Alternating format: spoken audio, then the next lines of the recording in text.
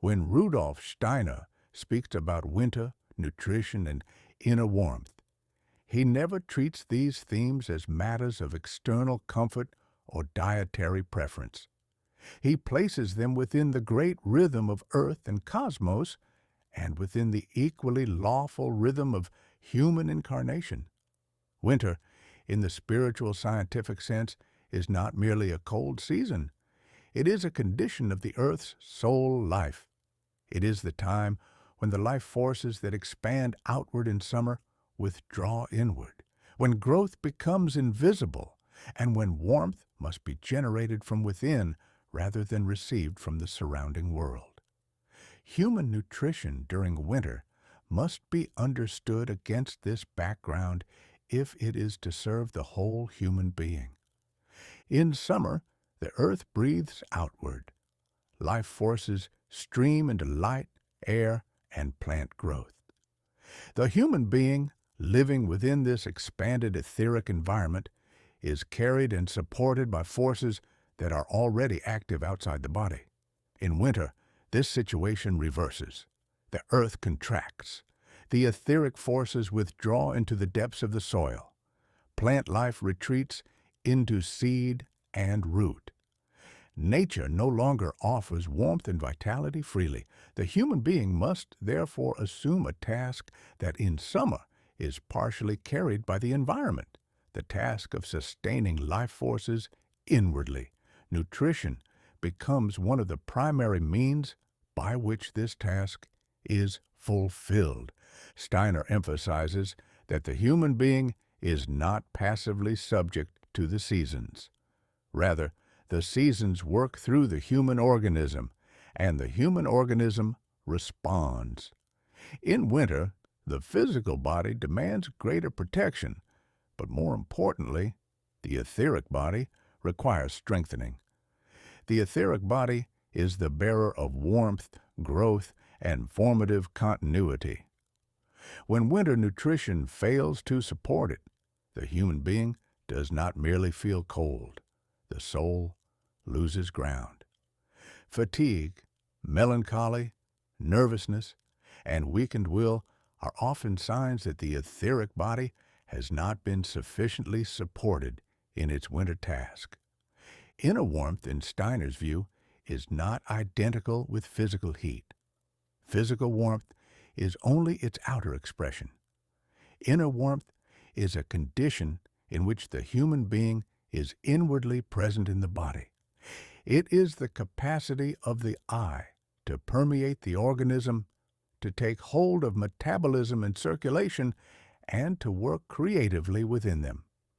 Winter nutrition must therefore not only provide calories or protection against cold, but must support the incarnation of the I into the bodily processes. This is why Steiner places such importance on warm, substantial, and rhythmically prepared food during the winter months. Warm meals are not a matter of comfort. They are a physiological, spiritual necessity. Cold food demands that the organism first generate warmth before it can begin the work of transformation. In winter, when etheric forces are already under strain, this additional demand weakens the organism. Warm food, by contrast, meets the body halfway. It allows digestion to proceed without unnecessary struggle and frees forces that can then serve inner cohesion and strength. Winter nutrition also has a distinct relationship to the metabolic limb system, which Steiner identifies as the bodily foundation of will. In winter, the human being is called to strengthen will from within. Outer activity decreases. Inner firmness must increase. Foods that support metabolism in a steady, grounding way help the will to take hold of the body. Without such support, the will becomes hesitant or restless. The human being may experience inner coldness, not only as physical chill, but as lack of motivation, diminished courage, or a tendency toward withdrawal. Steiner often points to root vegetables and grains as carrying particular significance in winter. These foods bear within them forces that have worked against gravity, forces that have formed themselves in darkness and resistance. When taken up by the human organism, they support grounding and inner stability. This does not mean that winter nutrition should be heavy or excessive, but that it should be formative. The organism must have something to work with, something that calls forth active transformation rather than passive consumption. Another essential aspect of winter nutrition is rhythm. In summer, the environment itself provides rhythm through light, warmth, and activity. In winter, rhythm must be created consciously. Regular meal times, consistent preparation, and simplicity of diet help the etheric body maintain order when outer life becomes irregular or inwardly withdrawn. Without rhythm, winter easily turns into stagnation. With rhythm, it becomes a season of inward strengthening and renewal. Steiner also draws attention to the soul life of winter. As outer life recedes, the human being is more exposed to inner states. Thoughts become heavier, feelings more introspective. If inner warmth is lacking, this introspection can turn into brooding or melancholy. Proper winter nutrition supports the soul by preventing excessive inward collapse. It gives the soul a bodily foundation from which it can remain awake without becoming brittle.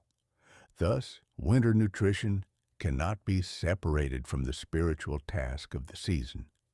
It supports the human being in maintaining inner warmth when outer warmth is absent. It strengthens the etheric body when nature withdraws her life forces. It provides the bodily foundation for will, courage, and inner presence at a time when the world offers little external support. In this way, winter nutrition becomes not merely a question of health, but a quiet participation in the seasonal rhythm of earth and humanity. In the next part, we will look more closely at how modern winter habits undermine this inner warmth, and why contemporary humanity so often experiences winter not as a time of strengthening, but as a time of exhaustion and inner cold. When we turn from the seasonal wisdom implicit in traditional life to the conditions of modern humanity, Steiner's observations become especially urgent. The modern human being no longer lives in an instinctive relationship to the rhythm of the year. Artificial lighting, heated interiors, constant availability of food, and the loss of seasonal awareness have largely erased the natural distinction between summer and winter. Yet, the etheric and astral bodies have not adapted at the same pace as external culture. They still respond to the cosmic rhythm of expansion and contraction. When human habits ignore this rhythm, inner disharmony arises, and winter becomes a source of depletion rather than consolidation. In winter, the etheric body is called upon to perform a task that is far more demanding than in summer. It must maintain warmth, vitality, and coherence without the support of surrounding life forces. Steiner emphasizes that modern nutrition often undermines this task. Food that is too raw, too cold, or too oriented toward stimulation rather than substance places excessive demands on the etheric body. Instead of strengthening inner warmth, it forces the organism into defensive effort. Over time, this leads to a subtle exhaustion that manifests not only physically, but also as nervous tension and emotional fragility. This exhaustion is often misunderstood. People speak of winter fatigue as if it were inevitable. From a spiritual scientific perspective, it is not inevitable. It is a sign that the relationship between human nourishment and the seasonal rhythm has been lost. The etheric body becomes depleted because it is asked to generate warmth and life forces under unfavorable conditions. The soul experiences this depletion as inner coldness, a lack of enthusiasm, diminished interest in the world, and a tendency toward melancholy. These are not merely psychological states, but expressions of weakened life forces. Steiner also connects winter nutrition with the relationship between digestion and consciousness. In winter, digestion should proceed in a more inward, concentrated manner. The human being naturally turns inward. Metabolism mirrors this movement. Modern habits, however, often keep consciousness artificially outward directed even during the darkest months. Strong sensory stimulation, irregular eating, and overly refined foods draw the astral body excessively into digestion. Instead of supporting quiet inner work, nutrition becomes another source of stimulation. The result is a paradoxical combination of restlessness and fatigue. Inner warmth, as Steiner describes it, depends on the right relationship between the I, the astral body, and the metabolic processes. When the I can take hold of digestion in a steady, rhythmic way, warmth arises naturally. When this relationship is disturbed, warmth must be forced through external heating, stimulants, or constant activity. Such measures may create temporary comfort, but they do not strengthen the organism. On the contrary, they often deepen dependence on outer supports and further weaken inner warmth. This is particularly evident in children. Steiner points out that children in winter require nourishment that supports incarnation. When winter nutrition fails to provide grounding and warmth, children may appear restless, emotionally unstable, or inwardly withdrawn. Modern children are especially vulnerable because their etheric bodies are still forming. Winter, which should be a season of inward strengthening, becomes a time of strain. The child's organism struggles to maintain balance, and the soul responds with hypersensitivity or fatigue. Steiner's perspective also sheds light on why modern humanity so often associates winter with illness. While certain illnesses do follow seasonal patterns, spiritual science cautions against viewing sickness as merely an external invasion. Many winter illnesses reflect a weakened etheric organization that has not been sufficiently supported through nutrition and rhythm. The organism lacks the reserves needed to meet external challenges. Inner warmth, once lost, cannot easily be restored without addressing its deeper causes. Yet Steiner does not advocate a return to rigid traditionalism. He emphasizes consciousness rather than imitation.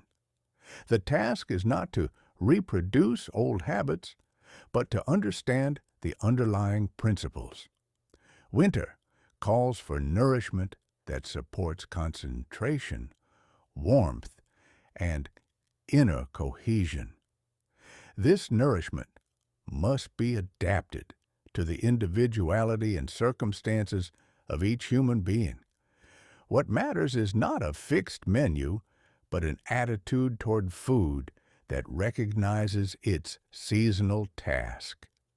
Thus, modern winter nutrition becomes a question of cultural responsibility. It asks whether we are willing to shape our habits in accordance with the rhythms that still work within us, even when external life no longer reflects them.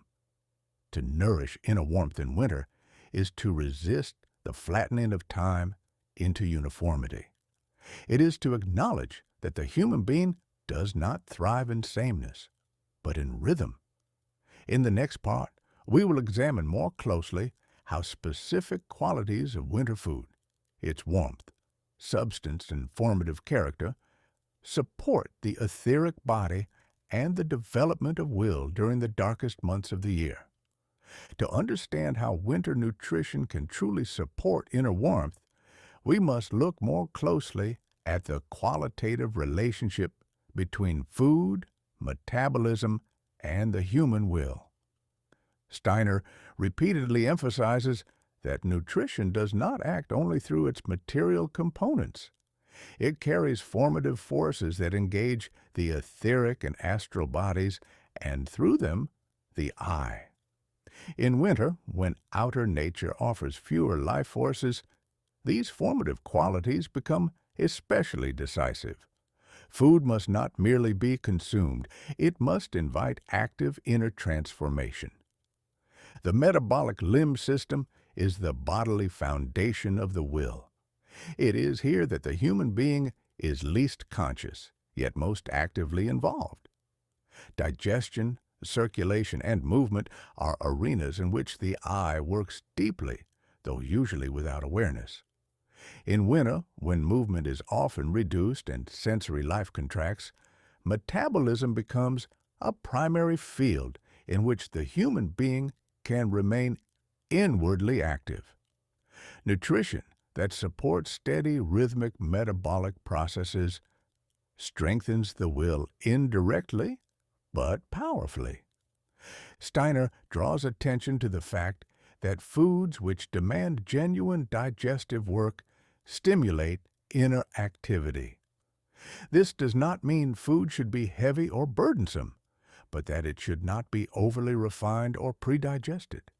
In winter, the organism benefits from foods that require transformation, foods that call upon the etheric body to shape, warm, and integrate them.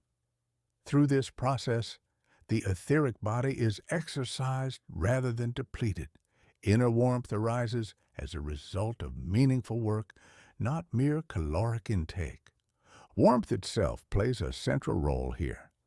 Steiner stresses that warmth is the bridge between the physical and the spiritual. It is the realm in which the I can most directly influence the body. Cold food interrupts this bridge. It forces the organism to divert its attention toward mere compensation.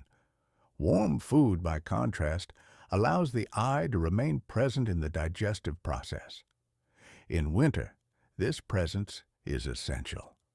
Without it, digestion becomes mechanical, and the connection between nutrition and will weakens. This is why soups, stews, and gently cooked meals have traditionally belonged to winter. They are not simply easier to digest, they arrive already permeated with warmth and rhythm. They support a digestive process that unfolds calmly and continuously rather than in sudden peaks. Such processes foster inner security. The soul experiences this security as steadiness and confidence. Where winter nutrition lacks this quality, the soul often becomes anxious or scattered even when outward life appears calm. Steiner also speaks of the importance of salt and mineral forces in winter nutrition, not in excess, but in balanced form. Minerals support structure and boundary. In winter, when the human being must maintain inner form against outer dissolution, these forces help prevent excessive inward collapse. The will needs structure in order to act. Without sufficient mineral support, warmth may turn into restlessness rather than strength. At the same time, Steiner cautions against an overly stimulating approach to winter nourishment. Spices, stimulants, and intense flavors may create a fleeting sense of warmth, but they do not build lasting inner heat. They draw the astral body too strongly into metabolism, creating excitation rather than grounding. True winter warmth is quiet. It is not the heat of agitation, but the warmth of inward presence. Nutrition should support this quality, not replace it with artificial stimulation. For children and sensitive individuals, this distinction is particularly important. In winter, their organisms are still learning to regulate warmth independently. Food that overstimulates digestion can overwhelm the astral body and lead to restlessness, sleep disturbances, or emotional volatility. Nourishment that is simple, warm, and rhythmically prepared allows the child's etheric body to strengthen its formative activity. Inner warmth then grows organically, rather than being forced. Thus, winter nutrition serves a double purpose. It supports the body in maintaining warmth when the environment no longer provides it, and it supports the soul in remaining inwardly present without collapsing into heaviness. When this balance is achieved, winter becomes a time not of depletion, but of quiet consolidation. The will gathers strength beneath the surface, preparing for outward activity when the year turns again. In the final part, we will look at winter nutrition as a spiritual gesture, how nourishing inner warmth in the darkest season prepares the human being not only for physical health, but for inner resilience, moral steadiness, and a conscious relationship to the rhythms of the earth. When winter nutrition is understood in this deeper sense, it reveals itself as more than a seasonal adjustment. It becomes a quiet spiritual gesture. In winter, the human being is asked to stand inwardly where the world withdraws. Nature no longer carries life outwardly. Growth, color, and warmth retreat from view. In this withdrawal, the human being is not abandoned, but addressed. The question posed by winter is whether inner warmth can be maintained without relying on external abundance. Nutrition, rightly approached, becomes one of the chief answers to this question. Steiner emphasizes that inner warmth is closely bound to courage and moral steadiness. A human being who is inwardly warm can meet difficulty without hardening and uncertainty without panic. Winter, with its darkness and contraction, tests this capacity. If nutrition merely compensates for cold through excess or stimulation, the test is postponed rather than met. But if nutrition supports quiet inward strength, the human being gradually learns to carry warmth independently of circumstances. This capacity is not dramatic. It reveals itself as resilience, patience, and the ability to endure without bitterness. In this sense, winter nourishment supports the ethical life. The will, strengthened through steady metabolic activity, becomes less reactive. Decisions gain weight and depth. The soul does not rush to escape discomfort, but learns to remain present.